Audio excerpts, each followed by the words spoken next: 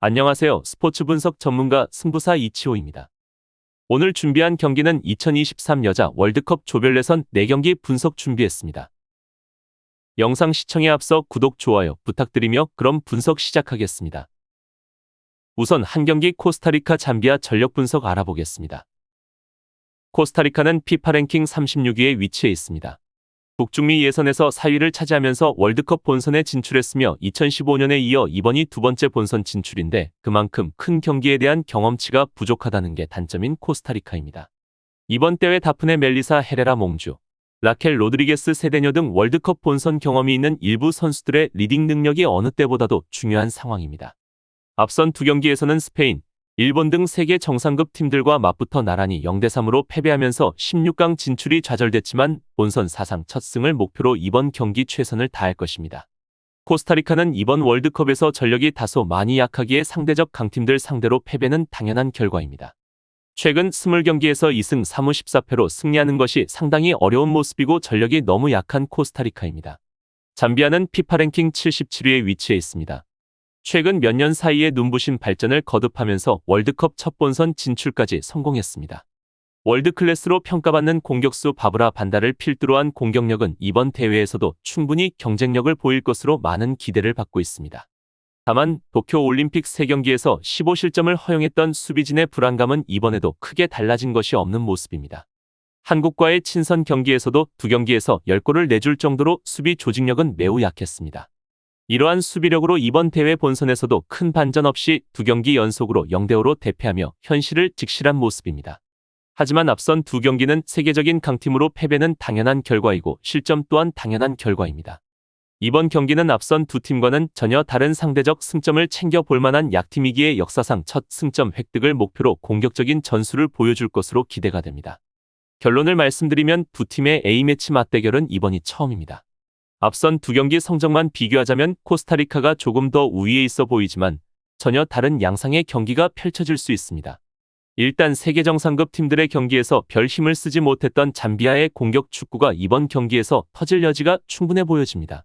두 팀 모두 무득점에 시달리고 있는 만큼 16강 진출이 좌절된 상황에서 부담 없이 공격적으로 나설 가능성이 상당히 높으며 다득점의 경기로 흘러가며 잠비아의 우세가 예상되는 경기입니다. 다음으로 2경기 일본 스페인 경기 전력 분석 알아보겠습니다. 일본은 피파 랭킹 11위에 위치해 있습니다. 일본은 여자 월드컵 8번의 본선 가운데 2011년 대회에서 사상 첫 우승컵을 들어올렸고 차기 대회인 2015년 대회에서는 준우승의 성과를 거두며 월드컵에 강한 모습을 보이고 있습니다.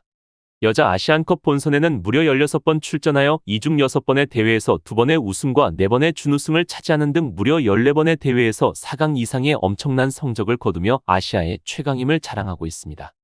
이번 대회 앞선 2경기에서는 잠비아를 5대0 완파하고 직전 경기 코스타리카를 2대0으로 꺾으면서 일찌감치 16강 진출을 확정지었습니다. 하지만 현재 지조 2위를 기록하고 있는데 조 1위인 스페인과 골득실에서 한 점 뒤진 탓에 이번 경기에서 반드시 이겨야만 조 1위로 진출이 가능한 상황입니다. 이번 대회 출발이 좋고 경기력 또한 매우 좋은 일본은 득점력까지 장착한 모습으로 무서운 경기력을 보여주고 있습니다. 하지만 일본은 스페인 상대로 매우 약한 모습을 보이기 때문에 쉽게 승리를 기록하진 못할 가능성이 상당히 높은 것이 사실입니다. 따라서 일본은 이번 경기 조 1위를 포기하고 로테이션을 가동할 가능성도 배제할 수 없어 보입니다. 스페인은 피파 랭킹 6위에 위치해 있습니다. 여자 월드컵 본선에는 2023년 대회를 비롯해 3번 진출했고 이 중 2019년 대회에서 스페인 여자 축구 역사상 첫 승과 함께 사상 첫 월드컵 16강 진출의 새 역사를 만든 바 있습니다. 스페인은 어느덧 월드컵 우승 후보로 손꼽힐 정도로 전력이 올라온 모습이고 이번 대회 스쿼드 평도 아주 좋은 스페인입니다. 한때 피파 올해의 여자 축구 감독 후보에 올랐던 호르헤 빌다 감독의 지략도 큰 영향을 미치는 부분입니다. 헤니 에르모소, 알렉시아 푸테아스, 이레네 파레데스 등 월드클래스 선수들도 즐비하며 구성원이 탄탄한 모습입니다. 선수들의 기술만 놓고 보면 본선 진출국 중 최상위 수준이고 이를 입증하듯 앞선 2경기에서 코스타리카를 3대0 잠비아를 5대0으로 대파하면서 16강에 진출했고 이번 경기에서 비기기만 해도 조 1위가 확정되는 입장입니다. 스페인은 이번 경기 스쿼드에 큰 변화를 주진 않을 것이며 무조건 조 1위를 챙기려 할 것입니다. 양팀은 역대 4차례 A매치 맞대결에서는 스페인이 3승 1무로 압도적 우위를 보였습니다. 월드컵 우승 이력까지 있는 일본 입장에서는 유독 스페인만 만나면 작아지는 모습이었습니다. 또한 지난해 11월 친선 경기에서도 스페인이 1대0 승리를 챙기면서 기분 좋은 기록을 이어오고 있습니다. 두 팀 모두 16강 진출이 확정된 만큼 크게 무리를 할 가능성은 적지만 입장 차이는 분명하게 나타나고 있습니다. 골득실에서 한 골이 모자란 일본이 조금 더 급한 상황인데 스페인은 이런 점을 적절히 이용할 능력이 충분합니다. 일본이 조 1위를 포기하고 로테이션을 가동할 가능성도 배제할 수는 없으며 따라서 저득점 양상 속 무승부가 유력해 보이는 경기입니다. 다음으로 3경기 아일랜드 나이지리아 경기 전력 분석 알아보겠습니다. 아일랜드는 피파 랭킹 22위로 이번 월드컵 본선이 첫 국제대회 출전입니다. 데니스 오설리번, KT 맥케이브 두 명의 미드필더가 팀의 핵심 역할을 책임지고 있습니다. 여자 축구에서 변방에 가까운 팀답게 대부분 경기에서 500을 내세운 선수비 위주의 전술을 내세울 가능성이 상당히 높은 팀으로 팀 색이 분명한 아일랜드입니다. 또한 공격력 자체가 워낙 떨어지는 탓에 아일랜드의 경기에서 다득점이 나올 여지는 적습니다. 사실상 세트피스가 유일한 공격 루트라고 해도 과언이 아닌 모습입니다.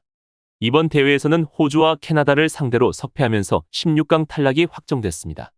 나이지리아는 피파 랭킹 43위에 위치해 있습니다. 월드컵 모든 대회에 출전했지만 조별리그를 통과한 것은 단 2차례입니다. 본선에서 26차례 경기를 가졌는데 4승 3무 19패에 그칠 정도로 월드컵에서는 약체에 속하는 나이지리아입니다. 그래도 조별리그에서 3전 전패를 당한 적이 단 2차례밖에 없었다는 점은 어느 정도 경쟁력을 가진 팀임을 의미하는 부분입니다.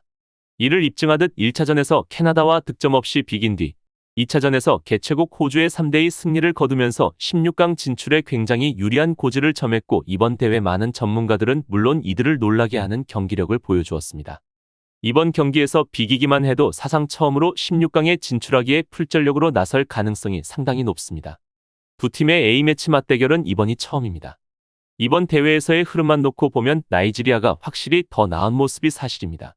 하지만 이전 대회들에 비해 전력이 확 올라갔다기보다는 그동안 쌓인 경험치에 의해 효율적인 경기를 펼치며 승점 관리를 잘하고 있다고 보는 것이 맞습니다. 이번 경기의 목표는 패하지 않는 것이며 사상 첫 16강 진출을 놓고 치르는 마지막 경기이기에 모든 선수들이 최선을 다할 것입니다. 하지만 아일랜드 역시 수비력이 나쁘지 않았던 만큼 쉽사리 득점을 기록하지 못할 가능성이 존재합니다.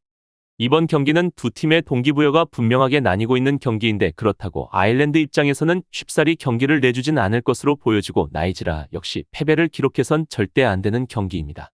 따라서 저득점의 경기 양상 속 자메이카의 우세가 예상되는 경기입니다.